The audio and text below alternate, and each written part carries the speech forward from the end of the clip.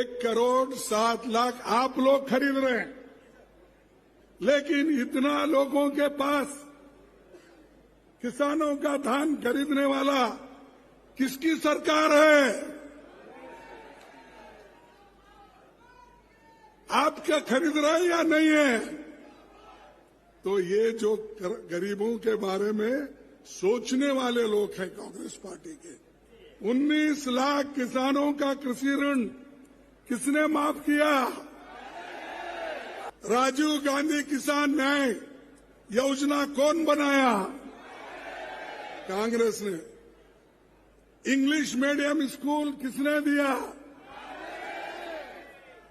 UP जैसे बड़े राज्य में ज्यादा धान खरीदने का लोग सोचते हैं, लेकिन ये छोटी सी राज्य में ज्यादा से ज्यादा धान खरीदने का उन्होंने काम किया।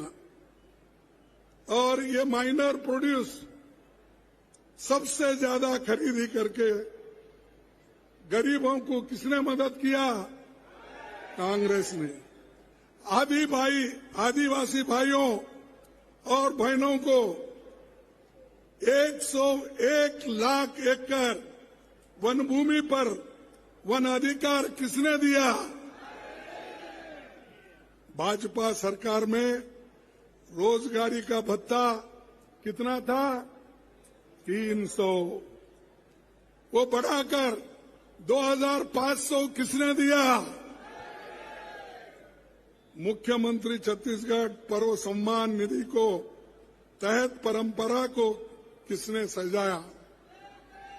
केंद्र सरकार के खुद छत्तीसगढ़ में ग्राम सड़क योजना और मिलेट मिशन की बहुत तारीफ की। यहाँ के सरकार की तारीफ केंद्र सरकार भी की, लेकिन जब लोगों को कुछ देने का होता है वो दिए नहीं।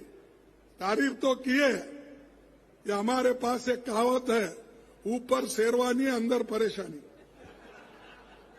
ऐसा तो तारीफ को खूब करते हैं, हमारी तारीफ तो खूब करते हैं, लेकिन देने का कुछ नहीं है। सब परेशानी, सब ईडी, सब सीबीआई, सब सीवीसी तंग और तबाह करके छत्तीसगढ़ को नाश करना चाहते हैं। लेकिन आप सब लोग मजबूत हो ना? अरे मजबूत हो। कोई उधर पीछे वाला कोई नहीं उठा रहा, इधर माताएं नहीं उठा रहे, उधर के माताएं नहीं उठा रहे, लेफ्ट राइट सेंटर। तो ये जो काम छत्तीसगढ़ में हो रहा है, शायद ऐसा काम कभी भी बीजेपी के तरफ से इस प्रदेश में नहीं हुआ। और एक रिपोर्ट, नीति आयोग की रिपोर्ट में यह आया है, 5 सालों में छत्तीसगढ़ में 40 लाख लोग गरीबी की दायरे से बाहर आए हैं। 40 लाख लोग गरीबी के दायरे से बाहर आए। तो ये गरीबों को मदद किए जैसा है ना? तो ये क्यों फिर बार बार हमको पूछते तुमने क्या किया, कांग्रेस ने क्या किया? रिपोर्ट दो। शाह तो बोलते हैं हर जगह गए तो हमारी रिपोर्ट लो, तुम्हारी रिपोर्ट दो बोलते हैं। मेरा रिपोर्ट उसीलिए मैं दे रहा हूं जो भूपेश बघेल और उनके मंत्रिमंडल और एमएलए ने काम किया कांग्रेस सरकार का, ये काम है।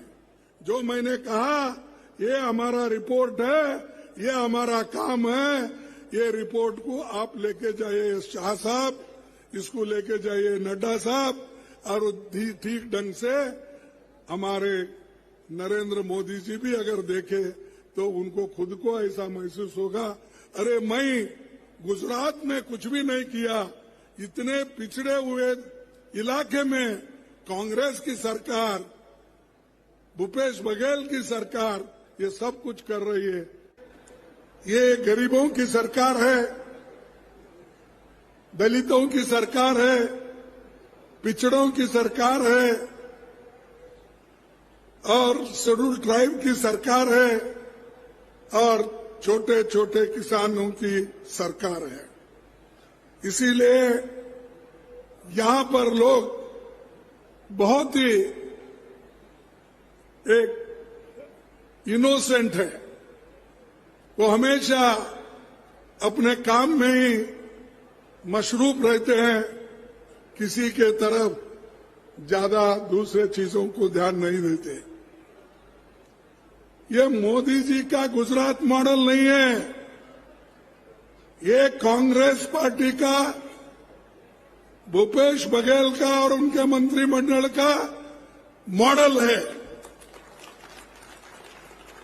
और वो शायद यहां पर आकर देखेंगे, क्योंकि उनको देखना चाहिए। सिर्फ भाषण करके जाते हैं। मोदी साहब आते हैं तो भाषण करके जल्दी चले जाते हैं, और वो भी अकेला भाषण करते हैं। आपने तो 3, 4, 5 लोगों को चांस दिया, ये बड़ी बात होगी। लेकिन मोदी जी किससे किनको बोलने का चांस नहीं देते, किसकी बात भी सुनते नहीं। आते हैं, सीधे माइक पर ठहरते हैं। पहले भाइयों और बहनों बोलते थे, अब मेरे परिवारजनों बोल रहे। ये नया स्लोगन शुरू हुआ, मेरे परिवारजनों, ये कहकर लोगों को संबोधित करते हैं।